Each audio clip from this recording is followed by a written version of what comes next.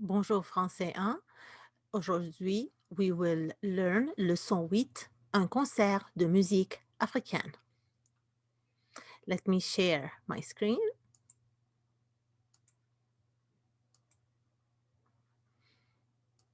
D'accord.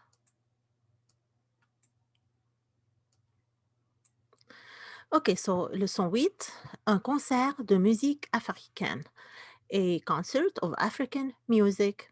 Here are les cibles d'apprentissage or the learning targets. I'm aware of the French heritage in Senegal. I can ask for the information and ask about people. I can ask to describe what people are doing. I can express mild doubt or surprise. I can use the verb faire. I can ask information questions with est-ce que. I can form questions using the inversion. I can also use the verb avoir. So we will focus on the verbs faire and avoir and the question form or la forme interrogative. Here is a picture of le Sénégal. Dakar is the capital of Senegal. Et voilà des jeunes Sénégalais, young Senegalese people. Okay. So a little cultural note about Senegal. Le Senegal, the capital of Senegal is Dakar. The population is 10 million people. La langue officielle est le français. It's a former French colony, so Senegal became an independent republic in 1960 on 1960. Its population is divided into a dozen ethnic groups, each with its own language, and the most important being Wolof and Pulaar. Now, Youssou N'Dour is an internationally known musician from Senegal who combines traditional African music with pop, rock, and jazz. He sings in French and English as well as in 3 Senegalese dialects. His lyrics promote African unity and human dignity. In many of his songs, he also plays the tama, a traditional Senegalese drum covered with reptile skins. Okay, and we will listen to a song, une chanson par Youssou N'Dour en classe. So, Senegal and African music. Okay, we're gonna, as I told you, so this we will do our own version of a activity with a song for by Youssou N'Dour. Okay, so let's start by talking about the grammar elements, the construction of yes, no questions, right? Yes means oui, no means non, et les questions d'information. I can ask for information and ask about people. So how do we translate these sentences? Do you play basketball? Do you like to dance? So I'm going to give you a second to jot it down. And it's actually, est-ce que tu joues au basketball? Or est-ce que tu aimes danser? We learned that, right? What if we wanted specific information and not a yes, no answer? Example, what time do you play basketball? Or where do you like to dance? All these question words, we will learn how to say them. First of all, I'm going to give you a pattern or a formula, if you wish, of the interrogative form. We start with the interrogative expression or the question word. In this case, it's à quelle heure, for instance, and we learned this when we were learning how to tell time. À quelle heure, at what time, plus est-ce que, plus subject, plus verb, and a question form. And the rest of the sentence here where you have the 3 dots, d'accord? So, la forme interrogative, on a l'expression interrogative plus est-ce que plus sujet plus verbe. À quelle heure est-ce que vous travaillez? At what time do you or do you all work? Don't forget the elision with est-ce que, that it comes before a vowel when est-ce que is before a vowel. So if we have a vowel before est-ce, after est-ce que, we drop the e and we add apostrophe. In information questions, your voice rises on the interrogative expression and then falls until the last syllable. And we've learned how to say that multiple times, like this. Quand means when, and à quelle heure, at what time. So since this is a question, we place est-ce que after quand and est-ce que after à quelle heure, and then the sujet, and then the verb, sujet, a verb, and the question, your inflection, the inflection of your voice sounds like this. Quand est-ce que tu travailles? À quelle heure est-ce que vous dînez? Okay, this is how the inflection of the voice should be like with the question form. In French conversation, speakers usually shorten the question by leaving out est-ce que. So we could drop est-ce que, but we have to add the interrogative expression at the end of the sentence, like this. Instead of où est-ce que vous habitez, we can say vous habitez où, or instead of saying starting with à quelle heure and then est-ce que and then vous dînez, we can start with vous dînez à quelle heure, right? And this is a question, so we go vous habitez où? Vous dînez à quelle heure? And this is informal because there is no est-ce que. Can we use this construction in our writing? Probably not because it's informal. Okay, so here is a list of the expressions interrogatives or question words. Où? À quelle heure? Répétez. Quand? Comment? Pourquoi? Parce que. So if we have il or elle after parce que, it becomes parce qu'il. We drop the e, and this is the elision we were talking about. Or parce qu'elle. Ah bon? Or really? Here are examples. Où est-ce que vous travaillez? Where do you work? À quelle heure est-ce que tu regardes la télé? At what time do you watch the television? Quand est-ce qu'elle organise une boom? When does she organize a party? Comment est-ce que tu chantes? Bien ou mal? How do you sing?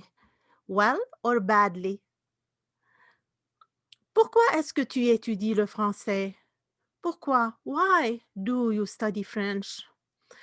Parce que je veux voyager en France. Parce que, because I want to travel to France. Stéphanie organise une soirée. Ah bon? So we have a little dialogue. Ah bon? Et quand? So Stephanie is organizing a party. Ah bon? Oh, really? And when? When? Okay.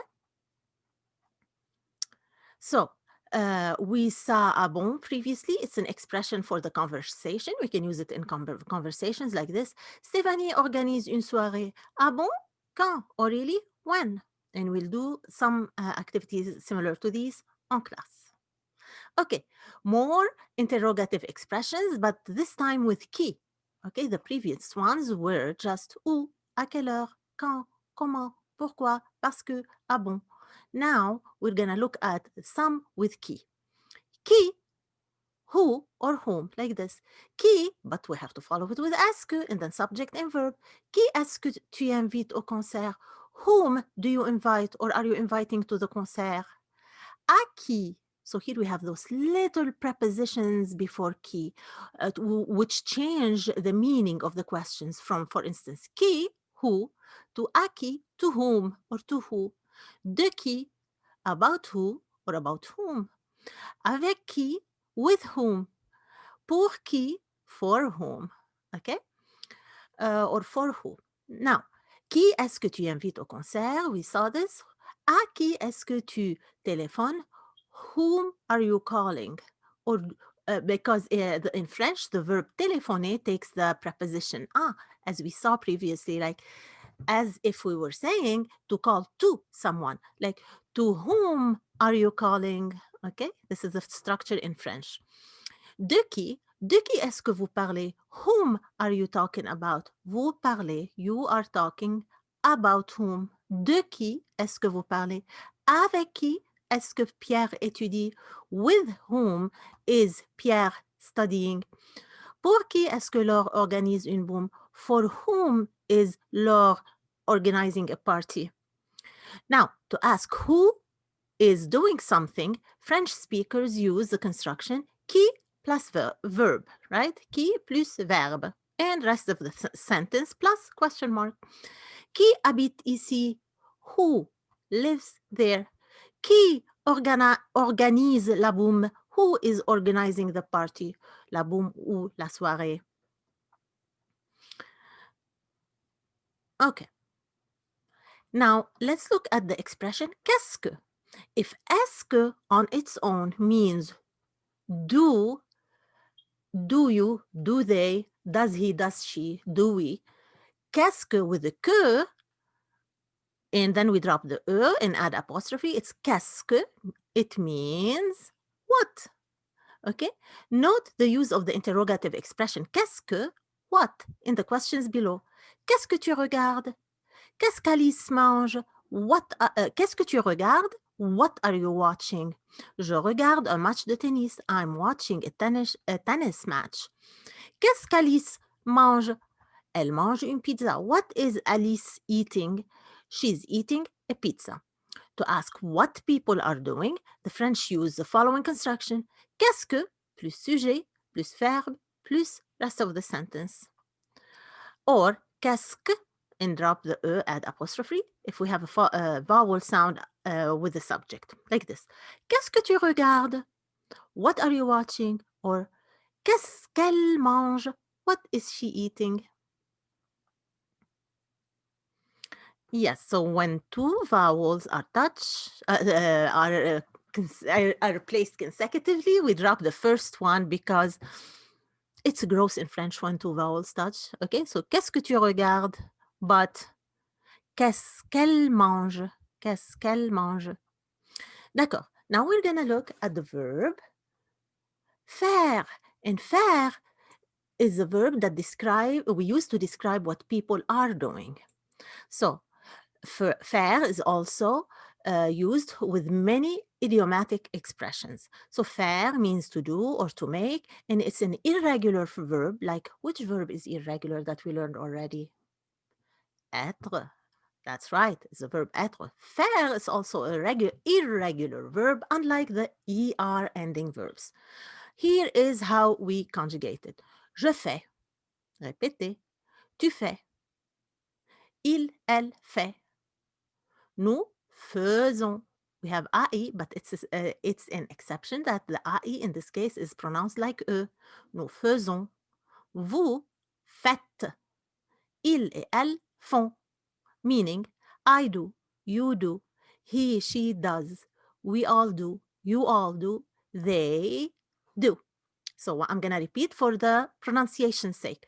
Je fais, tu fais, il fait, elle fait, nous faisons, vous faites, ils font, elles font. Now here are some expressions with faire. Faire attention, faire les devoirs, faire la cuisine, faire la vaisselle, faire les courses, faire les achats, et faire une promenade. And I'm going to show you here the meaning of each. Voilà. Faire attention, to pay attention. Faire les devoirs, to do homework. Faire la cuisine, to make dinner. Faire la vaisselle. It's right here for you. I'm just going to pronounce them one more time. Faire la vaisselle. Faire les courses. Faire les achats. Faire une promenade. Now, of course, these are before conjugation. When we conjugate, when they are used with the subject pronoun, we have to conjugate the verb faire, like je fais attention, I pay attention. Nous faisons la cuisine, we are making dinner. And to say he goes grocery shopping, we say il fait les courses with the il form of faire. Here we go. Je fais un sandwich.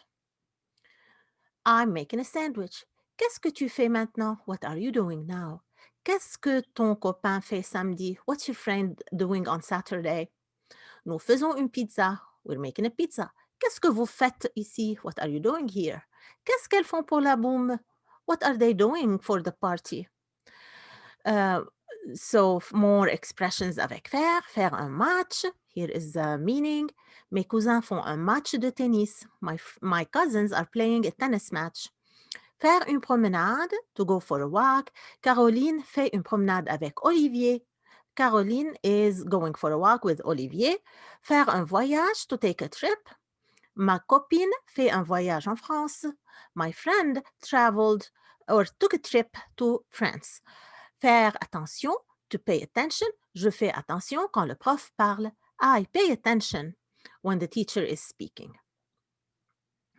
So, let's continue looking at the expressions with faire.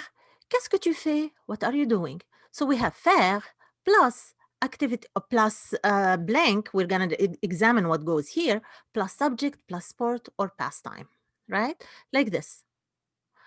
We use either du, de la, des, or de l'apostrophe when we are talking about subject in class, like school subject, like la biologie or la chimie, chemistry, or les maths,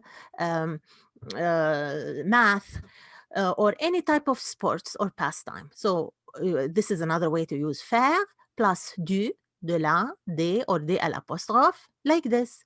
And what decides which one of these we use? What comes after? If what follows de or de la is feminine, we use la, de la. If it's masculine, like dessin or drawing, it's masculine, so we use du. If what we use here, what goes after the article here is plural, we use des. For instance, je fais de la biologie. I study biology. Je fais du dessin. I study drawing. We'll talk about this meme in class. Now you try, or I'm going to go over it with you for now, okay? Qu'est-ce que vous faites? What are you doing? Nous faisons les courses. Based on the picture here, we're deciding what we are doing. Nous faisons les courses. We are shopping. Qu'est-ce que tu fais? Je fais la cuisine. I'm cooking. Qu'est-ce qu'il fait? What's he doing? Il fait la vaisselle. He's washing the dishes. Qu'est-ce qu'elle, two girls. And suppose if we have two females, we say qu'est-ce qu'elles font? Elles font les devoirs. They are studying. Elles font les devoirs. Okay, here are a list of sports we can use with faire, okay? Faire le jogging. Le jogging, jogging. Faire de la gymnastique. Don't forget de la or du. Faire de la gymnastique. Faire la photo, to do photography. Faire le camping. Faire le vélo. Bike or riding a bike. Faire le théâtre, to play in a theater. Faire la danse, to dance. Faire la biologie, to take biology. When we say faire la danse, it means taking biology class. Faire la chimie, right here, chemistry. And we can ask a question like this. Tu fais du jogging? Do you jog? Or do you do jogging? Do you jog? Tu fais de la gymnastique? Do you play gymnastics? Non, je ne fais pas de jogging. If we choose the negative form, du, de la, des, and de l'apostrophe, turn all to de. Non, je ne fais pas de jogging. Or, oui, je fais du ski nautique. Je fais du ski nautique. Non, je ne fais pas de jogging. Je fais du ski nautique. I do water skiing. Now, there's one other way to create an interrogative sentence without using est-ce que. Let's look at this paragraph here. In conversational French, questions are usually formed with est-ce que, as we saw previously. However, when the subject of the sentence is a pronoun, French speakers often use inversion. And we've mentioned inversion many times in class. That is, they invert or reverse the order of the subject, pronoun, and the verb, like this.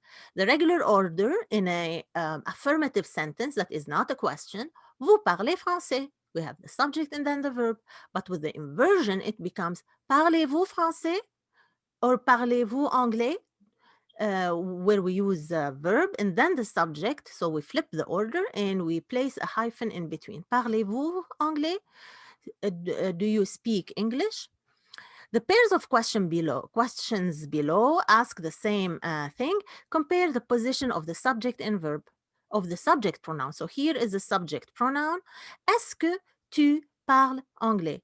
So tu is placed before the verb. Here, when we don't use est-ce que, we drop est-ce que, we have to invert the subject and the verb. We start with the verb hyphen subject. Parles-tu anglais?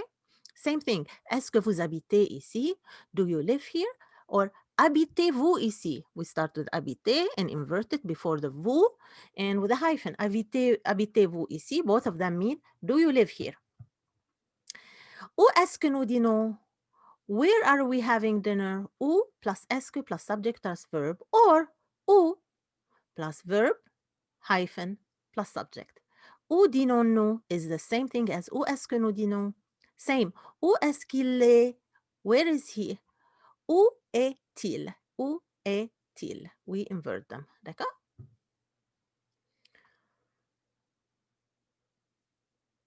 Here are the patterns. So for yes or no questions, we have the verb and the subject pronoun, right? Verb and then hyphen, subject pronoun, and then rest of the sentence. Voyagez-vous souvent? Do you travel often? Interrogative expression plus verb or subject pronoun like this. Avec qui travaillez-vous demain? So we start with the interrogative expression and then we do the inversion and then the adverb or the rest of the sentence. Avec qui travaillez-vous demain? With whom are you working tomorrow? Okay, so here are some examples that I'm gonna let you pause and observe, okay, and or analyze and study. So to recap, here are the 4 ways of asking a question or interrogative form. So we have est-ce que plus sentence. Est-ce que tu aimes les hamburgers?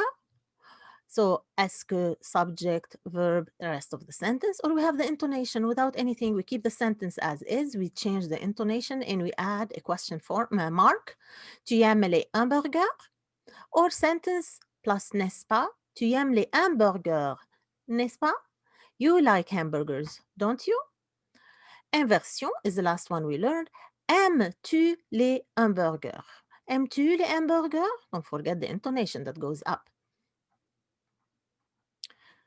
And here is the order. Take out the est-ce que and then flip the subject pronoun and the verb and add a hyphen in between. Again, more explanation of the same technique. And you can only invert with subject pronouns. If we have a verb or a name of a person, we cannot do the inversion. Here are the subject pronouns that we can invert with the verb.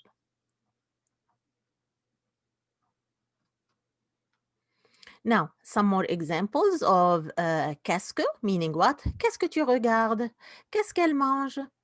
Okay, I think we're done with that section. Now I want us to go over the verb avoir, another irregular verb that is one of the pillar verbs of French. So we learned être, to be, we learned faire, and we to do, and we learned all the ER verbs, a lot of ER ending verbs which are regular. Now avoir is another irregular verb, which means to have, okay? So it's irregular, meaning is to have or to own. And we've seen it when we talk about our age, right? J'ai 15 ans, j'ai 14 ans. Quel âge as-tu? What age do you have? Or how old are you? Okay, so here let's look at it in a conjugated way, the conjugated technique, right? Or process, avoir, to have, j'ai. So in English, let me actually start with English. I have, you have, he, she has, we all have, you all have, they have. Now, en français, it's j'ai, répétez, tu as, il a, elle a, nous avons, vous avez, and ils ont. J'ai, tu as, il a, nous avons, vous avez, ils ont. J'ai une copine à Québec. I have a friend in Québec. Est-ce que tu as un frère? Do you have a brother? Philippe a une cousine à Paris. Philippe has a cousin in Paris. Nous avons un ordinateur. We have a computer. Est-ce que vous avez une photo? Do you have a picture? Ils n'ont pas ton appareil photo. They don't have your camera. Okay, we come here to the end of this lesson. Um, Thank you for listening. Please pause and repeat as needed. And don't forget to do all the accompanying activity. Merci beaucoup. Au revoir.